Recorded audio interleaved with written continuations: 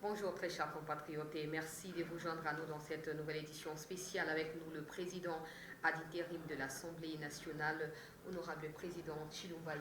Bonsoir, bonjour et merci d'avoir accepté de répondre à nos questions dans cet entretien. Vous avez pris la tête de cette institution dans une situation de crise sécuritaire. Le président Tshisekedi essaye de se battre de part et d'autre pour obtenir la paix dans la partie est de notre pays. Quelle est la situation actuelle au niveau de l'Assemblée nationale de manière générale? Merci beaucoup. C'est la situation telle que nous l'avons trouvée. Il faut dire que l'Assemblée nationale de la RDC, comme tout autre parlement, c'est une institution absolument politique, ça il faut le reconnaître, et que les personnes qui la composent, les députés en particulier, c'est des leaders, hein, chacun dans sa circonscription précise, il est un candidat, c'est des gens que nous on coordonne, que nous administrons, par leur volonté bien sûr, et que notre situation actuelle est celle de la crise que vous décrivez, c'est que nous avons assisté à la démission du président de l'Assemblée nationale et du rapporteur adjoint de l'Assemblée nationale, de sorte que le bureau fonctionne avec un certain déficit. Il est amputé de ses deux membres, dont le président que je viens de citer, le rapporteur adjoint. Alors, nous sommes aussi en pleine session budgétaire avec les exigences que cela comporte. C'est dans ce contexte précis que nous sommes en train de tenter de maintenir les choses pour que nous aboutissions en attendant les élections qui doivent se tenir pour remplacer les deux membres dont le bureau a été amputé. Le Parlement congolais et on va dire l'Assemblée nationale est la deuxième institution de la République et vous décrivez là une situation de manière générale, mais on se pose des questions parce que vous avez également un grand rôle à jouer, pas seulement au niveau de cette institution, mais l'impact que ça doit avoir sur la société congolaise. Alors quelles sont vos priorités? On ne sait pas quand est-ce que les élections seront organisées pour un nouveau bureau définitif, mais on sait quand même que vous assurez l'intérimaire. Alors quelles sont vos priorités? Quelle est votre vision? Qu'est-ce que vous tentez d'apporter pendant ces temps? D'abord, il faut dire que nos missions principales sont celles-là, le contrôle du gouvernement, des services publics et entreprises publiques de l'État, la législation, légiférant, donc et ça c'est très important, c'est nos missions principales en dehors de toute autre mission que nous pouvons mener comme représentativité ou représentation nationale. C'est que pour le moment nous avons au niveau de l'activité principale de la législation, nous avons un calendrier que nous avons adopté.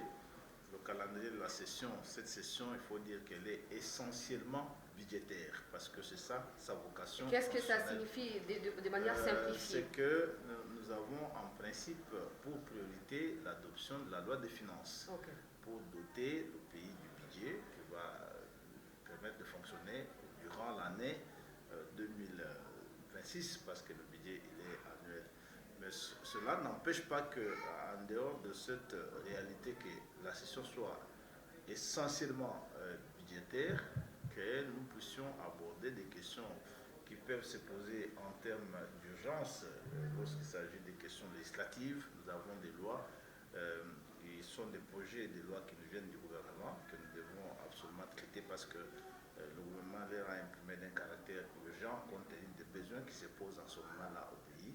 Mais nous avons aussi ce que nous appelons les arriérés législatifs.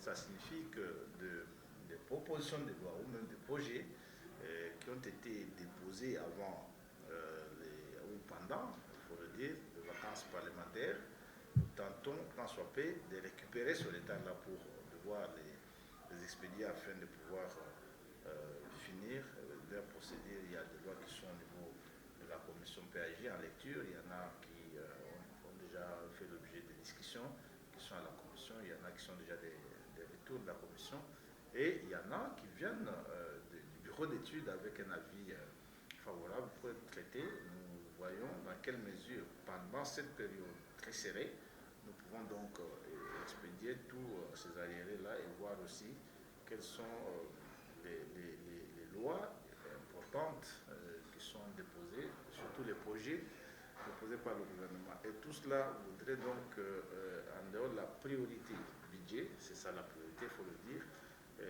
que si nous dégageons d'un peu de temps, on va tenter d'avancer avec tous ces alliés.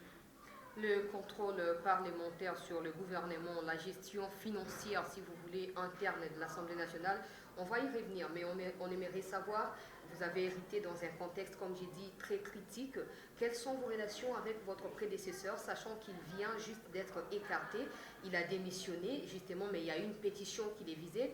Je vais vous épargner les détails de cette pétition, même si je sais que vous les connaissez par cœur.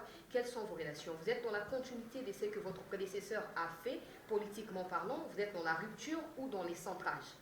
Non, d'abord, nous sommes dans le principe que les personnes passent, les institutions restent, et que l'institution a une politique qui est à elle, qui n'a qu'à faire avec des individus que nous sommes, nos petites personnalités, bien évidemment, et que nous avons trouvé, bien sûr, une marque dont l'institution a été imprimée, une impulsion donnée par le président Kamere sur beaucoup de secteurs, sur une certaine manière d'administrer l'institution, qui est, comme je l'ai dit ici, une institution éminemment politique ou absolument politique, et que cette marque, c'est bien évidemment une gestion collégiale, parce que nous avons été un bureau, essentiellement, bien évidemment que notre règlement intérieur impartit à chacun des tâches précises qui sont ces tâches sur lesquelles il se doit d'être apprécié par nos pairs, nos collègues députés.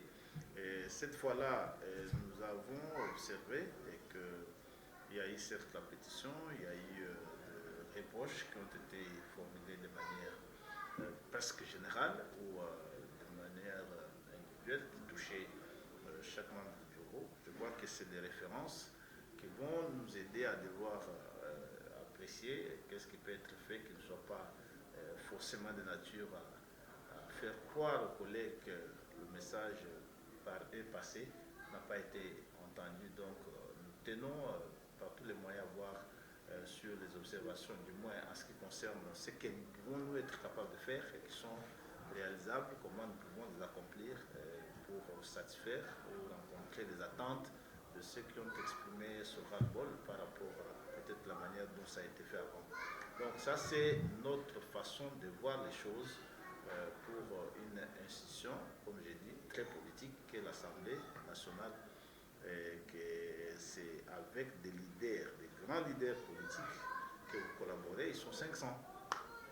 Dans la page 11 de la pétition qui visait M. Vital Kamere, je ne vais pas revenir dans les détails, mais il y a eu quelque chose qui a été évoqué par les députés qu'ils ont qualifié de la paye par Maboko Bank.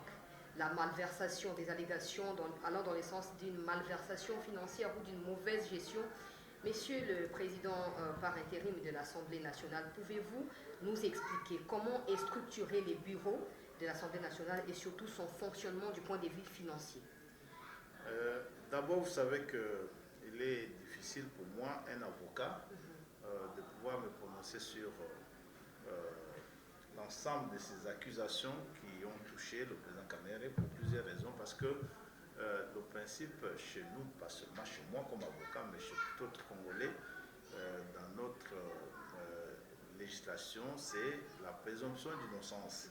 Ici, il y a eu des accusations qui ont été portées devant l'Assemblée nationale contre la personne du président Vital Kamere, et qu'il y a une commission conformément à notre règlement intérieur qui a été instituée pour devoir l'entendre et connaître des accusations et faire rapport à la plénière. Cette commission n'est pas allée au bout de sa démarche parce que le président Kamere a démissionné avant que la commission n'ait fini son travail, et que la commission avait considéré que la démission éteignait ainsi des poursuites engagées et qu'il n'y a pas de conclusion sur la véracité des faits.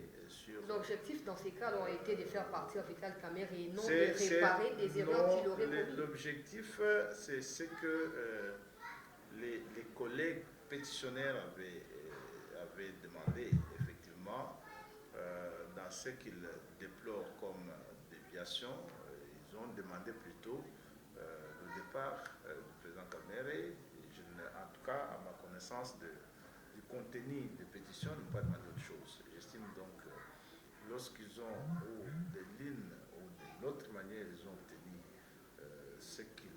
demandé. Il ne me semblait pas, à mon avis, et c'est ce que d'ailleurs la commission spéciale a souligné, est intéressant d'avancer avec d'autres démarches.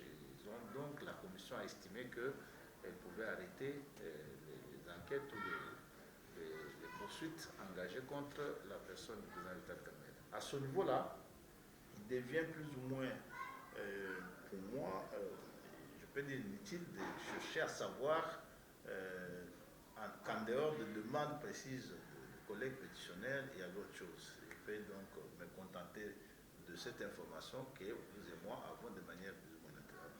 Donc, je ne suis pas très intéressé à savoir si les accusations étaient fondées ou pas, parce que l'organe chargé de connaître de leur fondement n'a pas pu évoluer, il n'a pas donc dégagé des conclusions à cet effet-là. Alors là, vous, en tout cas, ça, je ne parle pas de vous, je parle des députés pétitionnaires. Je parle de la présomption d'innocence. Il laisse la voie à des spéculations, parce que pour nous qui avons lu la pétition, nous savons qu'il y a eu des reproches précises. Il y a eu un juge, si je peux l'appeler ainsi, qui a rendu son verdict dans le sens qu'il a rendu, considérant que les poursuites s'éteignaient du fait de la démission du président Vital Kamerhe, et donc moi je ne peux pas spéculer là-dessus. Et lorsqu'on dit, bon en fait, je sais quelque chose de... On dit Maboko Bank, c'est ça, non? Pour les travailleurs de l'administration, du bureau de personnel. Non, il faut éviter de... là, c'est une petite confusion. Il y a deux choses qu'il faut considérer. L'administration, elle existe à l'Assemblée nationale. Et donc, les travailleurs de l'administration, c'est des fonctionnaires de l'État qui sont, à ma connaissance, payés effectivement par voie bancaire. Maintenant, il y a des cabinets politiques qui sont les collaborateurs de membres du bureau de l'Assemblée. Ce sont des cabinets politiques.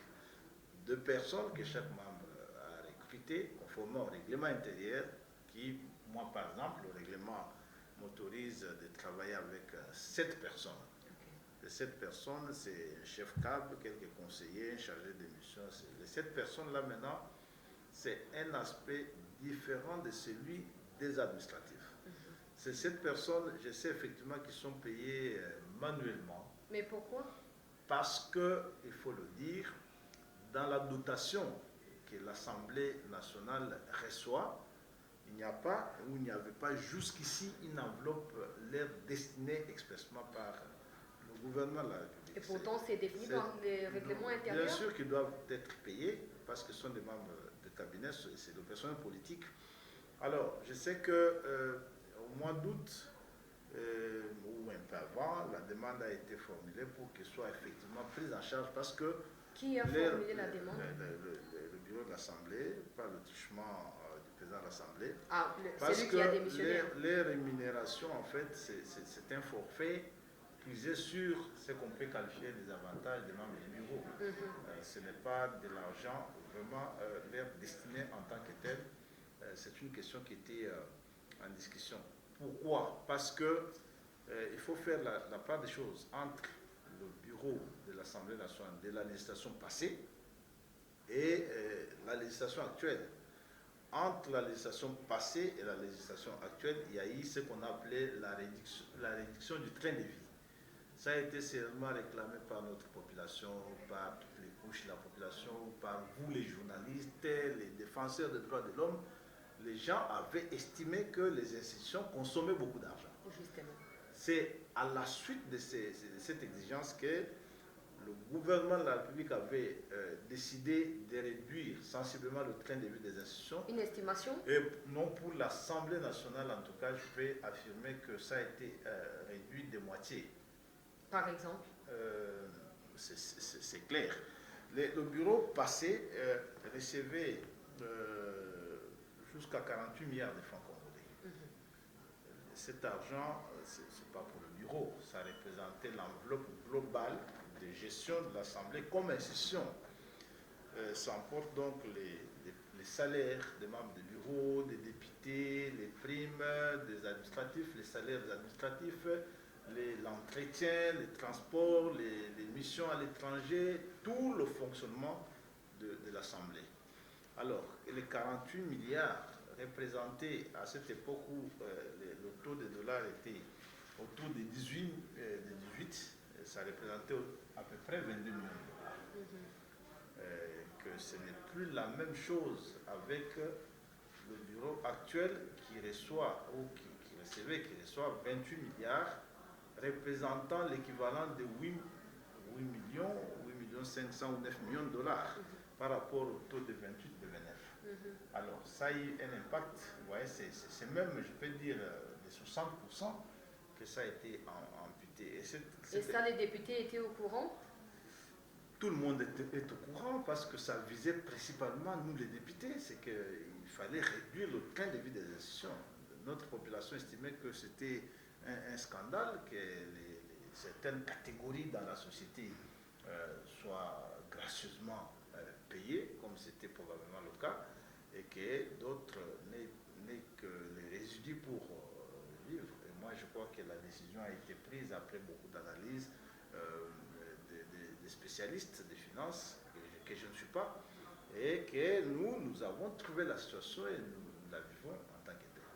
Alors, cela a eu de l'impact sur tout le monde, sur les membres du bureau, sur les députés eux-mêmes, sur les administratifs, sur même les entretiens qu'il faut mener, sur les avantages divers dont devraient bénéficier tous les corps constitutifs du système Assemblée nationale, y compris la possibilité de déplacer le personnel, le transport et tout ce qui peut se faire. Et je crois que vous avez entendu qu'il y a des mouvements des administratifs qui réclament tout ça. Mais justement, j'aimerais également avoir une petite précision au nom du public congolais. Vous expliquez clairement, on doit normalement vous saluer pour cela, parce que nous sommes les premiers à critiquer, et de voir que le budget a été revu à la baisse. De 60%. Voilà, c'est une très bonne décision de la part du gouvernement, mais là où ça paraît un peu contradictoire ou peut-être paradoxal, c'est de voir que les députés ont été informés, selon ce que vous dites ici, tout le monde a été informé. Comment vous expliquez la lettre qui date de août-septembre, qui demande l'augmentation à 5 fois des agents des bureaux, alors que légalement même, ils ne sont pas connus dans les budgets de l'État. Ils sont payés par vous parce que c'est vous qui les engagez. Attention, ce qui réclament aujourd'hui, c'est le personnel administratif. C'est des fonctionnaires. Ces fonctionnaires, ils sont de plusieurs catégories, mais dites-vous que c'est des fonctionnaires. Et ils n'étaient pas au courant pour la baisse? Je crois qu'ils sont au courant. Tout le monde est informé du fait que l'enveloppe globale de l'Assemblée nationale a été réduite. En tout cas, de 60% plus ou moins, c'est connu. Et que maintenant, vous avez parlé d'une correspondance du mois d'août qui pose problème, c'est que c'est une correspondance que le président de l'Assemblée nationale avait écrite, l'adressant au gouvernement de la République. Le président de l'Assemblée nationale demandait en fait que des améliorations soient effectuées sur les revenus du personnel de l'Assemblée nationale. Pourquoi, sachant qu'au départ, le budget a déjà été réduit, pourquoi alors demander à nouveau? Bien sûr qu'après cette réduction-là, il s'est avéré qu'il y avait des petits soucis. Il y avait un gap au niveau, par exemple, de ces SOPA, des anciens députés, comme les retraités, les anciens députés, pour une enveloppe de 5 milliards de dollars. Il manquait 1,5 milliard qu'il fallait, 5 milliards de francs. Il manquait 1,5 milliard qu'il fallait compléter pour qu'il soit payé comme prévu, même dans la réduction. Il a demandé au gouvernement qu'il puisse compléter. Il y avait des déficits chez les assistants parlementaires, par exemple. Qui ne sont pas encore enregistrés pour... Oui, ce déficit était aussi dans cette correspondance parce que le président de l'Assemblée demandait au gouvernement de compléter ce déficit. Il y avait un déficit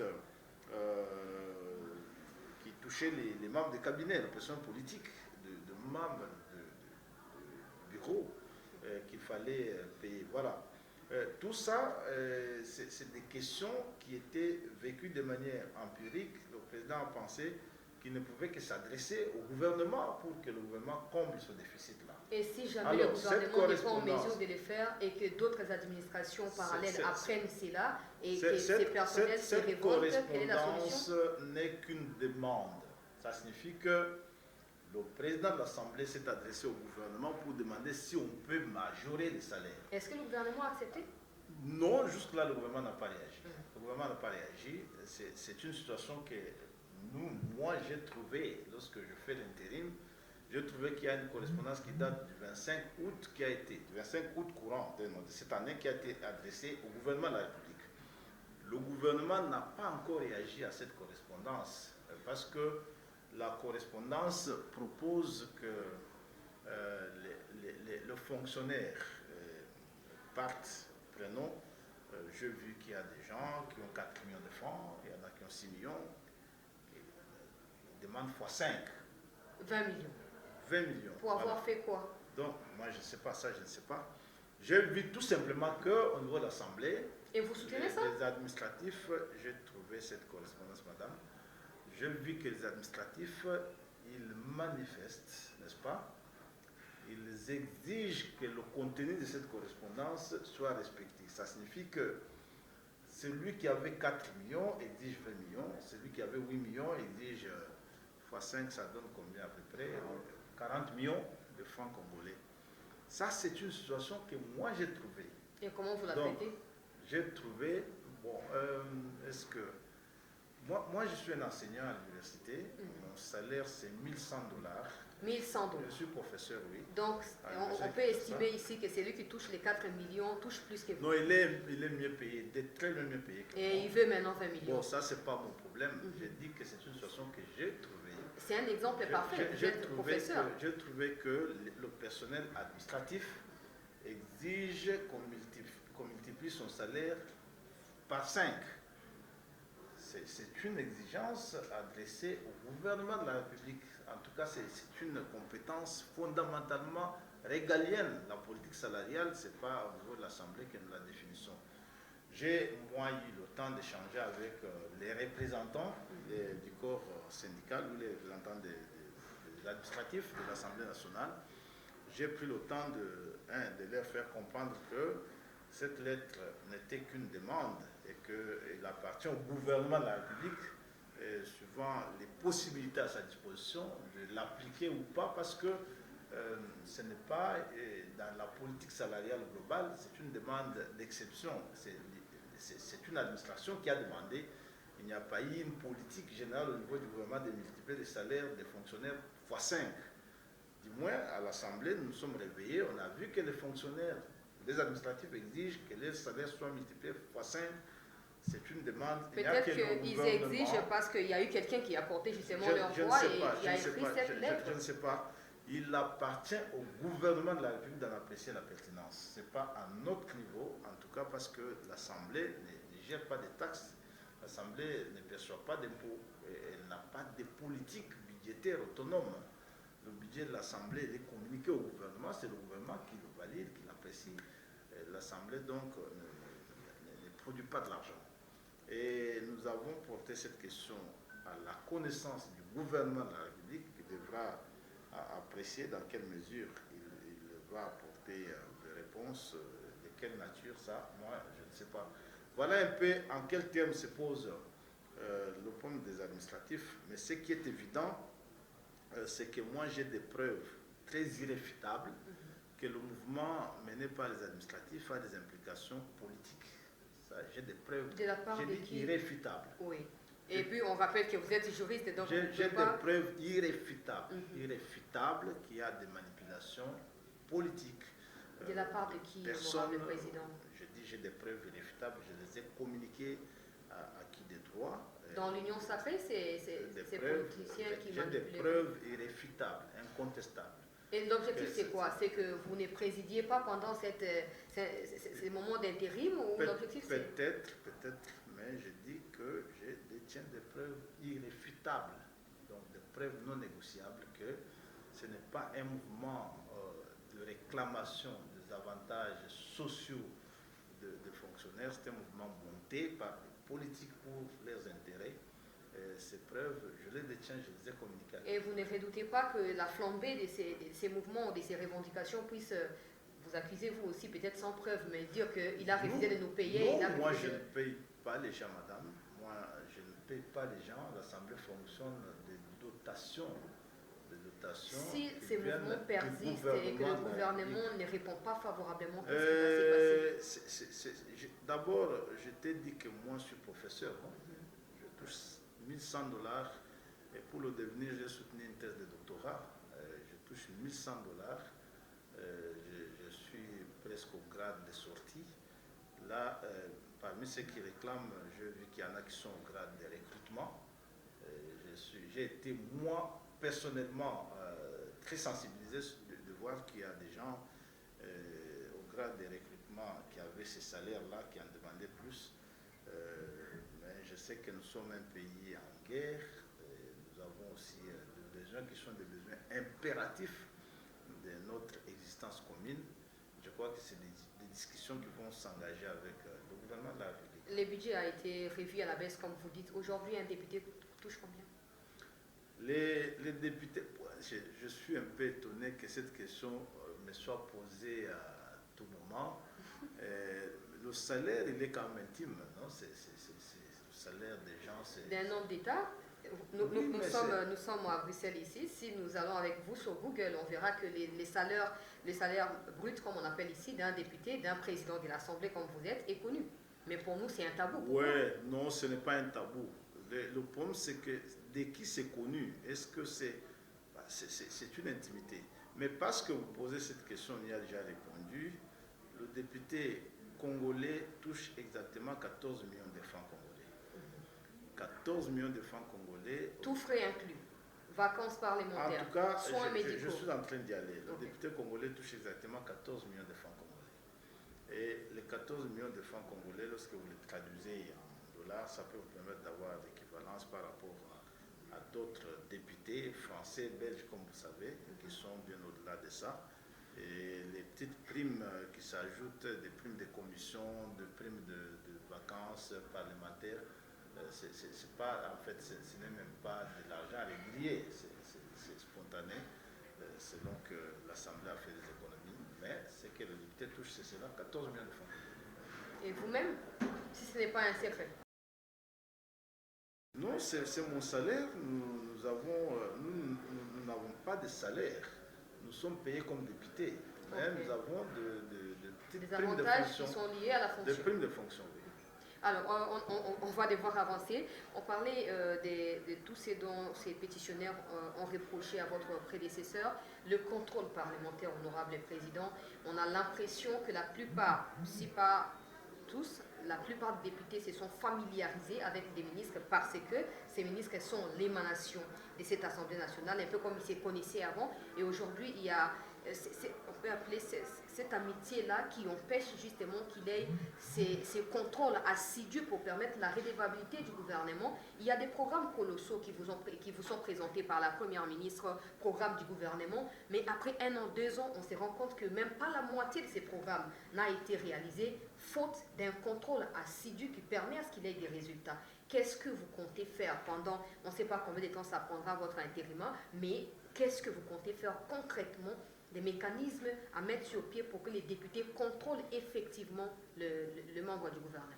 D'abord, c'est la connotation qu'on donne au contrôle parlementaire, qu'on présente comme une sorte de pratique de compétition entre le Parlement et l'exécutif. Il faut noter que dans un système semi-parlementaire presque aussi, le gouvernement, c'est l'émanation du Parlement. Et que notre rôle premier, c'est de nous assurer que le gouvernement travaille dans des conditions d'inquiétude qui lui permettent vraiment de se déployer pour réaliser les objectifs qu'il s'est assignés lorsqu'il présente son programme au Parlement. Alors, il ne faut pas que l'on présente le contrôle parlementaire comme une sorte de corvée que le Parlement imposerait absolument aux membres du gouvernement, même lorsque ce n'est pas opportun. De deux, il y a des procédures. Lorsqu'on parle de contrôle parlementaire, il y a des procédures qui sont édictées par notre règlement intérieur. Ce n'est pas que l'on se réveille un matin, on dit tel ministre vient ici, vient passer ici, tout ça. Il y a des procédures. Lorsque il y a une demande de contrôle parlementaire, ça peut être une question orale, ça peut être une question écrite, ça peut être une commission d'enquête, ça peut être une interpellation.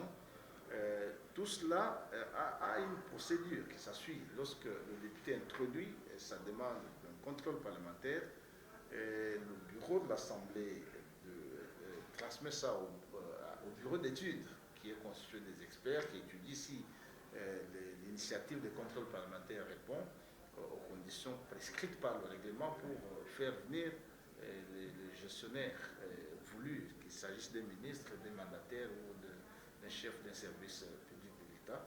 Et c'est à la suite de cette démarche au niveau du bureau d'études, qui est constitué des experts, qui vous dit que la démarche est recevable, que vous initiez maintenant la démarche vers la personne concernée. Encore qu'il faut que dans l'intervalle d'une session parlementaire, qu'il se dégage du temps pour cela, parce que nous adoptons le calendrier au début de la session. Est-ce que ces explications sont fournies aux députés? Parce que lors les pétitionnaires ont également mentionné le fait que votre prédécesseur s'asseyait, semble-t-il, sur... Bien sûr que ces explications sont connues des députés.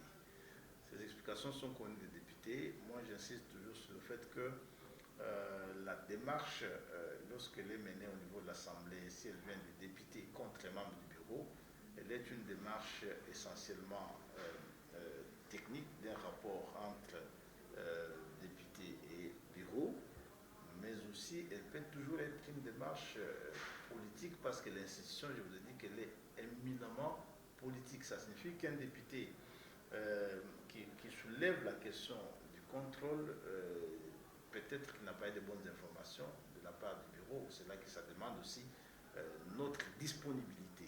Je sais que vous faites, vous pouvez bien le faire, très bien le faire, mais si vous ne disposez pas du temps pour expliquer aux collègues ce que vous faites et qu'ils n'ont pas l'occasion de vous rencontrer pour avoir la bonne information, ils peuvent toujours interpréter.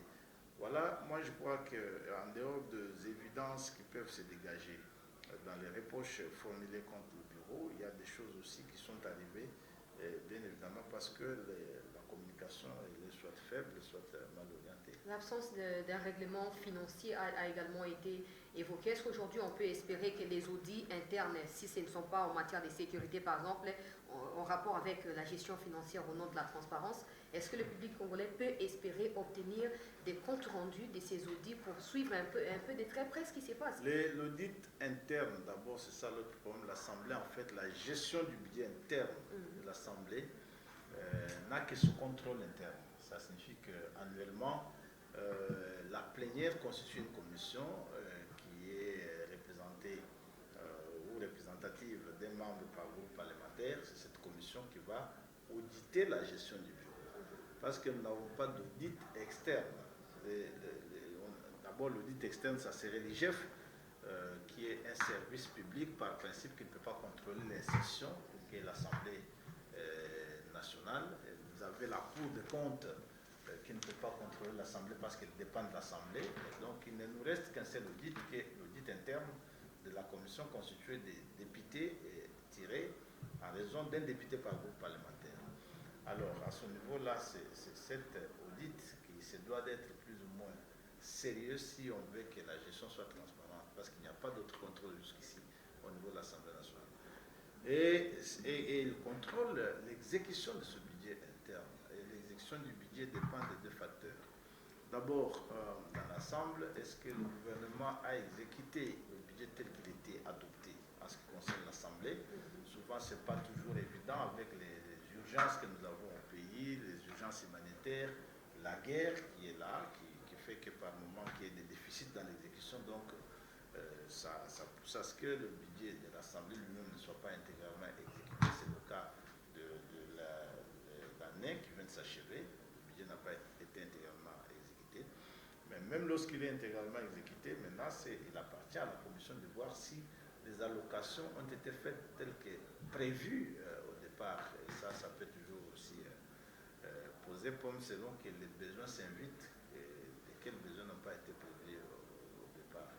Alors, le souci pour le moment, c'est que nous souhaitons que, comme vous dites, dans le peu de temps transitoire que nous avons à passer, qu'il y ait cette possibilité d'assainir vraiment la gestion financière de l'institution. Ça ça permettrait à ceux ou à celui qui viendra de trouver un cadre plus ou moins transparent. Peut-être un portail des données qui permettent à tout le monde d'avoir accès. Qui peut rassurer à tout le monde cette traçabilité pour qu'il n'y ait pas trop de soupçons dans ça. Honorable président des transitions du bureau de l'Assemblée nationale, l'action du Parlement congolais, notamment l'Assemblée nationale, a été jugée inefficace depuis la chute des bombes de Bukavu, la question sécuritaire particulièrement. Le peuple n'a pas senti ces rapprochements entre les députés qui sont les élus du peuple avec la réalité sur le terrain. Quelles sont les actions que vous menez jusque-là pour essayer d'appuyer la diplomatie du chef de l'État sur la scène nationale, tout comme internationale, en vue d'un retour de la paix? Ça fait 30 ans là. Beaucoup de travail a été fait, vraiment beaucoup de travail. Les députés, ça il faut dire, je n'ai pas été député national le mandat passé, mais les témoignages que j'ai, c'est que le mandat ici est beaucoup plus efficace que tout autre mandat. D'abord, les députés nationaux, ils sont présents. Cette législature, les députés sont présents à tous les événements dramatiques qui frappent nos communautés. Et c'est chaque semaine, je peux vous garantir qu'il y a toujours une mission de députés nationaux qui sont partis dans tel coin du pays parce qu'il y a tel événement, il y a telle catastrophe, il y a ceci. Et les députés, même d'eux-mêmes, de leurs petits moyens, en tout cas, ils se font beaucoup de sacrifices. Et moi, j'ai pitié de nos collègues parce que je vois comment le peu d'argent que les députés gagnent ne sert vraiment pas à ses besoins personnels. Les peu pour un député, que diriez-vous pour un infirmier ou une infirmière ou un enseignant? Non, il faut reconnaître une chose. Okay. Moi, lorsque je touche mes $1 100 comme professeur à l'université, naturellement, c'est mon argent. Je l'utilise pour mes petits besoins du foyer, mes petits besoins familiaux. Ça me suffit amplement, c'est pourquoi j'ai toujours estimé que je vivais une vie paisible avec cela. Mais lorsqu'un député vous touche $5 000, ce n'est pas son argent. C'est pas son argent, c'est au quotidien, c'est chaque jour qu'il a des réponses à donner à des petits soucis autour de lui et même de manière un peu plus large. Et ça fait qu'il faut reconnaître que les députés vivent quand même une vie très précaire, contrairement à ce que vous voulez créditer comme niveau de vie. Contrairement plutôt à nous qui sommes de la classe basse. Non. Les députés vivent une vie de misère. Ça, je dois l'assumer ici. C'est très difficile, il ne faut pas... Pourquoi il y a alors un mouvement quand il y a des élections législatives si c'est la misère? Bon, il faut faire la différence entre le pouvoir, c'est une fonction politique, c'est une dignité dans la société, c'est une image qu'il ne faut pas confondre absolument à l'argent. C'est vraiment une image. Si c'était seulement parce que les gens cherchaient l'argent, vous allez trouver aujourd'hui à l'Assemblée des gens qui sont très bien assis dans le commerce, dans les affaires, dans le trafic, dans l'immobilier, qui ont beaucoup d'argent et qui parfois, lorsqu'ils reçoivent l'argent de l'Assemblée, c'est en une journée qu'ils le dépensent.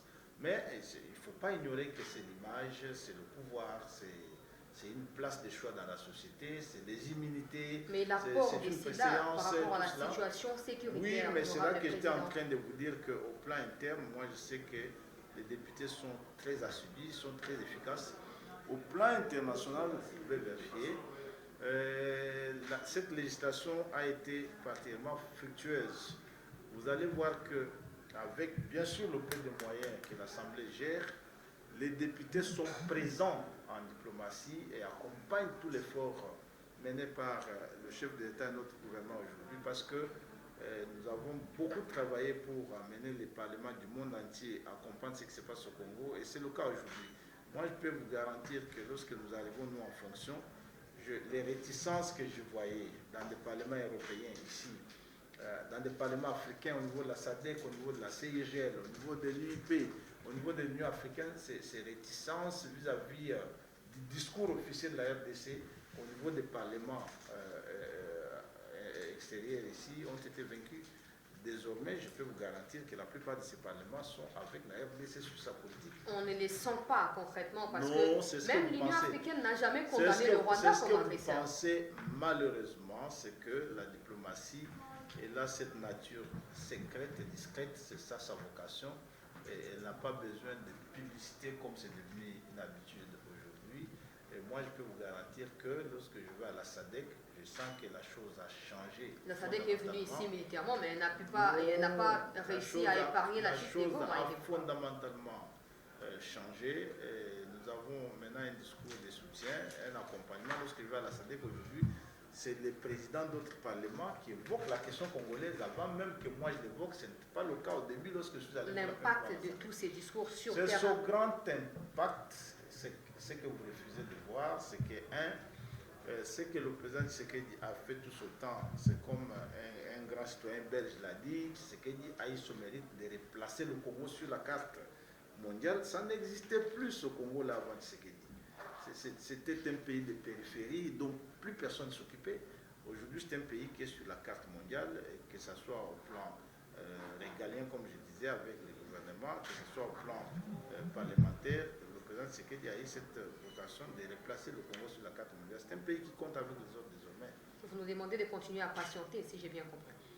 Vous ne patientez pas parce que la révolution, elle est, je peux dire, brutale. Elle est brutale dans tous les secteurs de vie au Congo. Les fonctionnaires de l'État payés ont été multipliés fois 10, fois 20. Les enseignants payés ont été multipliés fois 20, fois 30. Les salaires ont été doublés. Les magistrats ont été multipliés fois 3, fois 4. Mais aujourd'hui, nos frères du Kivu, peu importe à combien vous multipliez, ils ne sont pas dans des conditions de pouvoir recevoir ces salaires-là. Qu'est-ce que le Parlement congolais fait pour libérer nos compatriotes? Quelles sont les lois qui ont été adoptées, honorable président? Dans les conditions, dites-vous que cette guerre que nous vivons est une guerre d'agression. Ce n'est pas une guerre que quelqu'un au Congo a souhaité, mais notre gouvernement s'y prend assez très bien. Et vous ne pouvez pas mesurer le fait qu'on ait cette guerre qui coûte énormément cher, mais que le cadre macroéconomique général soit plus ou moins stabilisé comme il est. C'est parce qu'il y a un gouvernement qui travaille sérieusement. Il faut féliciter le président Tshisekedi, il faut féliciter Madame la Première ministre. Et ça, c'est une grande première. Nous dépensons énormément d'argent dans la guerre, nous exportons énormément de devises pour importer les moyens de faire la guerre. Pendant ce temps, c'est pour la première fois de l'histoire de ce pays depuis notre indépendance qu'on a vu le dollar céder face à la monnaie locale et de manière assez nette, avec pour conséquence que les prix ont baissé sur le marché. Ça, c'est du jamais vu. C'est pour la première fois. Donc, tout cela, c'est un effort conjugué de ce qu'on appelle gouvernement en droit public, donc qui inclut les efforts du chef de l'État, les efforts du gouvernement, les efforts du Parlement, les efforts des cours et tribunaux, et même des entités provinciales et des entités décentralisées. Et il faut le reconnaître. Le nombre de routes en construction dans le pays aujourd'hui, dans ce pays d'aujourd'hui, c'est du jamais vécu depuis que nous sommes indépendants. Le nombre de ponts en construction, c'est du jamais vécu depuis que nous sommes indépendants. Le nombre d'écoles. J'étais en Bujumaï accompagné le chef de l'État pour inaugurer l'université. C'est extraordinaire ce que j'ai vu. Nous n'avons pas rêvé dans ce pays un jour. Nous, surtout, nous pensions que notre génération est sacrifiée. C'est des choses qu'on n'avait plus jamais imaginées. Aujourd'hui, lorsque vous arrivez à l'université de Bujumaï, vous êtes impressionné. C'est une université de dimension mondiale. Et cette université s'est construite à Canaan, ça s'est construit à Bunia, ça se lance bientôt là en Bandaka. Si vous allez à l'UPEN, que vous connaissez peut-être avec des cabanes, des petites cases que vous avez connues, aujourd'hui c'est une université aux dimensions internationales. Et le nombre d'écoles, le nombre d'hôpitaux construits en si peu de temps, nous parlons de 6 ans de gestion. Et c'est extraordinaire ce que vous pouvez constater comme bilan de gestion dans ce pays-là. Il n'y a aucun gouvernement avant qui a fait ce que le président Tshisekedi a fait, je dis bien, en 6 ans. Il a doublé le nombre de magistrats, il a doublé le nombre d'enseignants, il a doublé le nombre de professeurs d'université. Ces magistrats ne sont pas encore embauchés, encore moins payés. La plupart d'entre eux chôment à Kinshasa, alors qu'ils étaient venus de province. Il a quintuplé le nombre de militaires, quintuplé le nombre d'enseignants du primaire et secondaire, avec des conséquences financières que vous connaissez. Et les routes, on est parti de moins de 3000 km de routes asphaltées. Aujourd'hui, nous avoisinons les 8000 km de routes asphaltées en seulement 5 ans. Je dis bien, c'est du jamais vécu dans ce pays-là depuis notre indépendance. Il n'y a donc aucune gouvernance, il n'y a aucune gestion depuis que nous existons comme Congo. même les Belges n'ont pas fait ça. Parce que c'est en 80 ans que les Belges ont laissé les écoles que vous voyez là et les 3 universités qu'ils ont laissées. Mais ce que je vous donne comme bilan, c'est un bilan de 5 ans.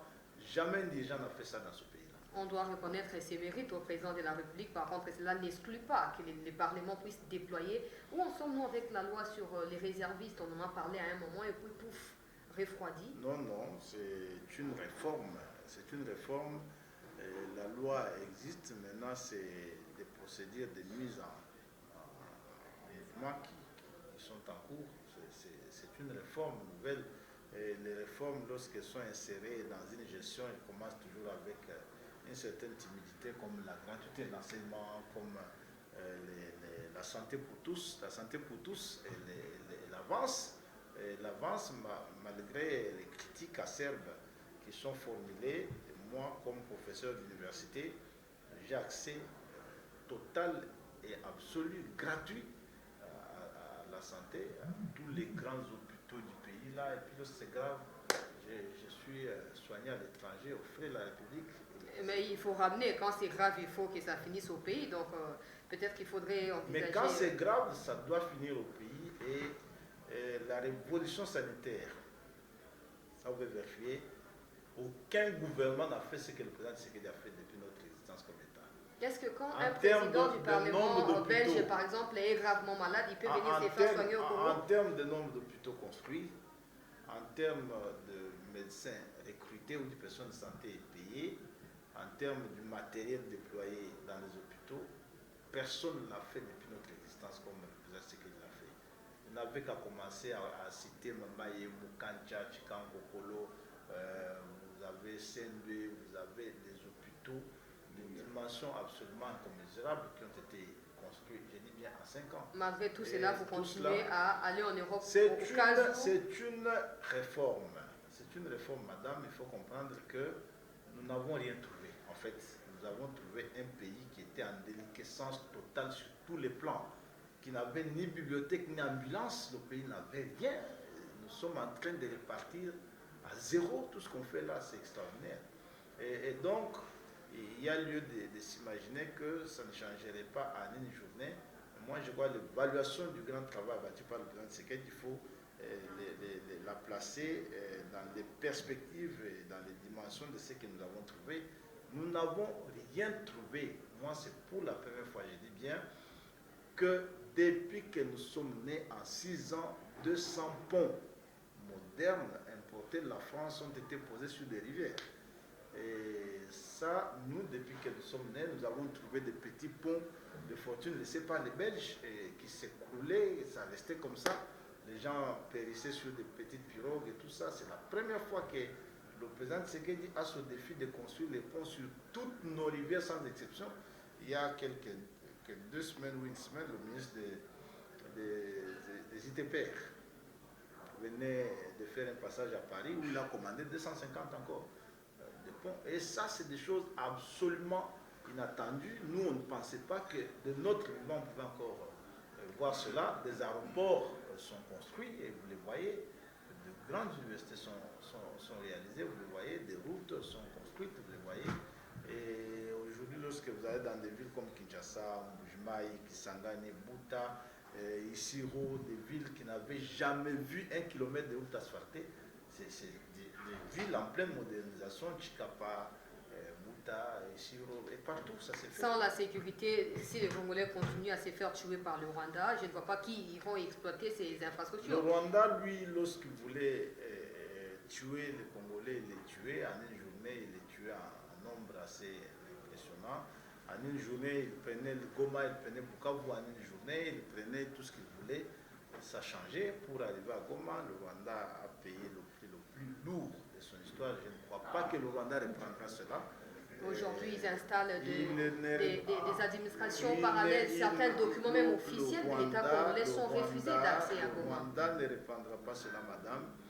Soyez rassurés que la République, elle est debout, et que la République va reprendre ce qui lui est reconnu, de sa souveraineté. Le président Tshisekedi est plus que jamais déterminé et qu'il ne permettra pas que cela soit comme autrefois. J'ai dit, pour que le Rwanda arrive à Goma cette fois-ci, il a passé 4 ans pendant lesquels il a perdu ce qu'il a de plus précieux, l'essentiel de sa jeunesse. Alors qu'avant Tshisekedi, le Rwanda passait une journée, il prend Goma, il prend Bukavu, il fait ce qu'il veut. Donc la République est debout, il faut vous rassurer que les choses se feront d'une autre manière et ça ne sera plus le Congo qui pensait. Nous tendons vers la fin, honorable président de l'Assemblée nationale. Récemment, les députés sont allés voir le secrétaire général de l'UDPS, votre parti, pour suggérer une démarche sous-entendant une révision possible de la Constitution ou un changement complet de la Constitution. Vous êtes d'avis? Moi, je suis clair. Moi, je suis clair comme d'abord enseignant, comme politique. Je suis un avocat, un praticien de droit. J'ai contesté cette constitution au moment de son adoption en 2006. Et moi, j'ai eu des réserves claires sur cette constitution qui nous suivent en fait. Si aujourd'hui, depuis que nous avons adopté cette constitution, nous avons chaque année une guerre, c'est bien évidemment que la constitution n'a pas fait ce qu'elle était supposée faire. Parce que lorsque nous enseignons le droit public, il y a ce qu'on appelle les sources de droit, il y a les facteurs de droit. Si nous avons adopté cette constitution, le but principal, ce qui a traversé nos cerveaux, c'était qu'on mette fin à l'idée qu'une personne se lèverait un jour pour prendre les armes et faire la guerre. À partir du moment qu'un citoyen, après l'adoption de cette constitution, est allé prendre les armes pour faire la guerre, c'est bien évidemment que la constitution a connu son premier échec et qu'elle présente des failles qu'il faut, à mon avis, je dis à mon avis, corriger. On peut tout dire, mais j'estime qu'elle a cela de faible. Est-ce que le moment est opportun, sachant que nous lorsque le texte mère, qui est le socle de notre coexistence, de notre existence commune, pose des problèmes irrésolus de cette nature-là, je crois que tout le reste que nous faisons peut avoir des problèmes. Il est assez important qu'un jour, en tout cas, je crois qu'on finira par là.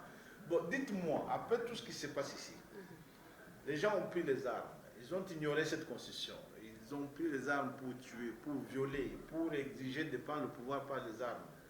Et après, vous dites que la constitution, elle fait comment? Elle est toujours la même, elle est toujours normale, même lorsqu'elle a permis aux gens de s'en réclamer pour prendre les armes et faire la désolation. Est-ce que les gens qui prennent des armes, là, ils se réfèrent à la Constitution? Mais lorsqu'ils vous parlent de la Constitution. Et pourtant, ils sont contre la révision de la Constitution. J'ai dit qu'ils vous parlent de la Constitution. Et ces gens ne sont pas contre la révision de la Constitution. Ils sont pour le changement de la Constitution. Lorsque vous les entendez parler, vous disent on va installer le fédéralisme, ça signifie quoi? Comment vous allez réviser cette constitution et installer le fédéralisme? Parce que pour installer le fédéralisme, il faut toucher aux articles fondamentaux de cette constitution, c'est-à-dire qu'il faut la changer. Et vous ne pensez pas que si vous le faites maintenant, vous leur donnerez raison ou vous leur faciliterez la tâche? Ce n'est pas un problème de quand est-ce qu'il faut le faire, c'est un problème de constater que les facteurs du droit constitutionnel congolais, c'est-à-dire le socle sur lequel l'angoisse existentielle, ce qui nous a poussé à avoir cette constitution, s'est émoussé, ça a changé, c'est-à-dire qu'il y a ce qu'on appelle comment la clause, le rebus sixtantibus, changement fondamental des circonstances. Parce que les circonstances sont fondamentalement changées, moi j'imagine qu'il faudra un jour avoir le courage de s'asseoir pour dire que cette constitution n'est pas celle que nous avions pensée, parce que celle que nous avions pensée, c'était effectivement pour conjurer une fois pour toutes le phénomène de la guerre. Que répondez-vous à ceux qui pensent que c'est peut-être l'intention cachée d'une révision ou d'un changement de la Constitution qui vous mènerait à la tête du bureau définitif? Non, la guerre a commencé avant que quelqu'un ait dit qu'il faut changer la Constitution, c'est-à-dire que ceux qui ont décidé de prendre le pouvoir par les armes l'ont fait. L'intention a été là avant que cela ne soit dit, et qu'aujourd'hui, moi je pense que si c'est un projet qui se présenterait devant nous, je me suis toujours assumé, moi comme individu, je dis, c'est ce que je conçois, Si c'est un projet qui se présente devant nous, il faut avoir le courage de le regarder en face et de l'aborder, pourquoi pas. Dernière question, avant de vous donner la parole pour clôturer cet entretien. Joseph Kabila a coalisé avec le président Tshisekedi KCFCC au début du premier mandat du chef de l'État. Aujourd'hui, Joseph Kabila s'est affiché aux côtés des agresseurs à Goma et par la suite, il crée ce qu'il a appelé souvent... Il ne s'est pas affiché, c'est le chef de la rébellion, c'est le chef de la bande. Ah. C'est le chef de la bande. Il est concepteur, organisateur, financier et gestionnaire. Mais il a dit qu'il a vaincu le M23 en 2013 militairement. Et cette version des faits a été dite par le chef de l'État actuel à maintes reprises. On ne va pas vaincre une rébellion avec laquelle finalement on signe des accords défavorables à la République sur lesquels... Aujourd'hui aussi, il y a des accords de Doha qui sont en cours. Vous allez finir par signer. C'est ce que j'ai dit. Lorsqu'on dit on a vaincu une rébellion, encore que ce n'est pas une rébellion, c'est une agression. Lorsqu'on dit qu'on a vaincu, on a vaincu. On ne va pas vaincre une rébellion et puis on signe des accords défavorables à la République. Mais nous l'avons dit, nous étions dans l'opposition. Nous l'avons dit, nous l'avons assumé, nous avons affirmé que le M23 c'était Kabila. C'était sa stratégie de pillage des ressources de la RDC, malheureusement en complicité avec un pays étranger qui agresse pratiquement le pays. Et pour ses petits intérêts d'enrichissement honteux, Kabila s'y est prêté, tout son règne s'y est prêté. C'est ce qui a fait qu'il n'a rien fait dans ce pays-là. Aujourd'hui, moi je vous ai toujours dit que vous pouvez aller dans ma province, Kasaï central, pendant 18 ans de Kabila, si vous me montrez 1 mètre carré de peinture sur les murs réalisé par Kabila, je déchire mes diplômes. Mais il a coalisé avec vous. La question c'est, quel est le petit commentaire que vous avez à mettre sur la création de Sauvons le Congo? Parce que en parallèle, le M23 s'est exprimé et s'est désolidarisé de Kabila en disant qu'ils n'ont jamais été ensemble. Pourquoi il crée son mouvement? Ce sont des subterfuges. Et regardez le type d'homme qui l'accompagne dans ça. Monsieur lui vous a dit pendant 18 ans qu'il n'a pas réussi à changer l'homme zaïrois en congolais, il n'a trouvé personne de qualité autour de lui, il cherchait 15 personnes qu'il n'a pas eu. C'est comme ça qu'il s'entoure maintenant des gens qui ont été capables d'avoir 500 voix dans leur circonscription et les personnes avec lesquelles il est allé se réunir à Nairobi qui ne représentent rien dans l'échiquier politique congolais. C'est donc une sorte de blancherie. Il tente maintenant, pour avoir été clairement découvert qu'il était le mentor, le créateur, le gestionnaire, le financier du M23, il tente d'aveugler les gens. Aujourd'hui, un dialogue peut inclure Joseph Kabila, un dialogue comme les gens des Cinco le demandent, les Fayoulou et consorts. Si aujourd'hui Kabila revient à la table et demande un dialogue, est-ce que l'Union sacrée, l'autorité suprême... Mais lui, il va dialoguer combien de fois? Il y a déjà un dialogue auquel il participe à Doha, comme chef du M23, il a une délégation à Doha. Ah, là vous nous apprenez. Hein. Mais il a une délégation à Doha, c'est lui le patron du M23, il a déjà... Même s'il est ni. Oui, mais est-ce que c'est un pomme de le nier ou c'est ce que vous savez? Est-ce que vous l'ignorez? Vous savez que c'est lui le patron du M23. Honorable, on va clôturer une petite question issue de vos réponses. C'est que, de part et d'autre, le mot dialogue s'est fait entendre à maintes reprises. À Kinshasa, les évêques de Cinco qui sont un peu allés voir les terroristes et à Goma. Aujourd'hui, le président dit qu'il ne peut pas avoir de dialogue en dehors de son initiative, mais tout semble corroborer pour emmener à un dialogue. Il y a Boulos qui en a parlé, il y a le ministre des Affaires étrangères, Maxime Privot, où nous sommes ici, qui a demandé la même chose. C'est lui qui a le mandat de ce peuple, s'appelle Félix Tshisekedi. Ce n'est pas les évêques. Les évêques, ils ont le mandat de leur église. Et les évêques, lorsque vous les suivez, on a tué à Kishiché, vous ne les avez pas entendu parler. On a tué à Goma. Ils sont allés pendant que ça puait dans la ville de Goma. Ils étaient là en train de rire aux éclats. Ils étaient dans le bonheur de rencontrer des personnes qui jugeaient très viables pour avoir fait plus de 10 000 morts à Goma. Les évêques, ils sont sortis pour vous dire, écoutez, il y a une politique contre les populations swahilophones qui n'ont pas identifié quelque part. dans ce pays, alors que ceux qui tuent les swahilophones sont à Goma. Les évêques, dernièrement, ils sortent pour vous dire que on a condamné Kabila, alors que c'est quelqu'un qui a organisé une rébellion, qui tue, qui pille, qui viole dans l'est du pays, et ça les intrigue. Mais en aucune fois, les évêques, ils savent aller fêter les anniversaires avec des criminels à Goma, aller prendre du champagne, se réjouir, danser et manger avec des criminels à Goma. En aucune fois, vous les avez entendus condamner les incendies, condamner les bombardements des cités, condamner les 10 000 morts qui ont été faits à Goma, que le monde entier a reconnu en tant que tel, condamner les massacres de Kishiche. Vous ne les avez jamais entendus dire ça. C'est pourquoi moi je trouve ça normal, c'est relatif d'entendre les gens qui, pour leurs intérêts, ils peuvent choisir ce qu'ils trouvent mauvais, qu'ils pensent que ça ne les avantage pas. Mais lorsqu'il y a de vrais massacres des Congolais, dont même ceux qui tuent se réclament, les évêques, ça n'en parle pas. Il y aura dialogue. Moi, j'estime qu'il y a cette complicité assez claire entre, dire les évêques, c'est beaucoup dire, entre quelques membres de la SENCO et cette rébellion. Il y a une complicité assez claire. Mais l'État congolais n'agit pas efficacement. Par exemple, ils n'ont jamais été interpellés. Il y a des évêques qui ne sont pas d'accord avec ça, et qui sont nombreux d'ailleurs. Vous comptez sur eux, pas sur la justice. Non, je dis qu'il y a des évêques qui sont contre ça, qui ne sont pas corrompus, qui ne sont pas dans ce jeu de complicité contre la République. Ils sont très nombreux, j'en connais autant. Et lorsque vous dites des évêques, il faut savoir que la position d'un diocèse sur des questions nationales n'est pas forcément ce que pense l'Église, parce que les diocèses sont autonomes. Et ils sont plus ou moins 90% les diocèses qui ne sont pas d'accord avec la position d'un ou deux diocèses qui ont choisi de rallier le M23 et de bénir les tueries des Congolais. Honorable Chilumbaï, je vous remercie et je vous demanderai d'adresser une parole, j'allais dire un message de réconfort aux compatriotes qui nous suivent dans l'Est de notre pays.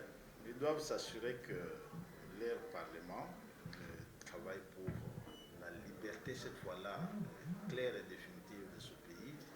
Ils doivent savoir que le chef de l'État est plus que jamais engagé pour que notre souveraineté se conjugue avec notre identité comme nation, du Kivu au Congo central, du Haut-Lomami au Katanga et de partout où se trouve un Congolais. Nous sommes cette unité, nous sommes cette nation.